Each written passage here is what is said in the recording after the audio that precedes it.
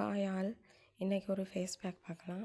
இந்த face pack வந்து நான் வெயிலில் போனால் எனக்கு ஃபேஸ் ரொம்ப ரெட் ஆகுது, இச்சிங் ப்ராப்ளம் இருக்குது அப்படின்னு சொல்கிறவங்களுக்கு இந்த ஃபேஸ் பேக் ரொம்ப யூஸ்ஃபுல்லாக இருக்கும். இதுக்கு நான் 3 பாதாமை ஊற வச்சு தோல் உரித்து எடுத்திருக்கேன். ஓட்ஸை வந்து பொடி பண்ணி எடுத்து வச்சுக்கோங்க. அப்புறமா பால், காய்ச்சி ஆற வச்ச பால். பாதாமை வந்து இந்த கல்லில் இழைச்சி எடுத்துக்கலாம்.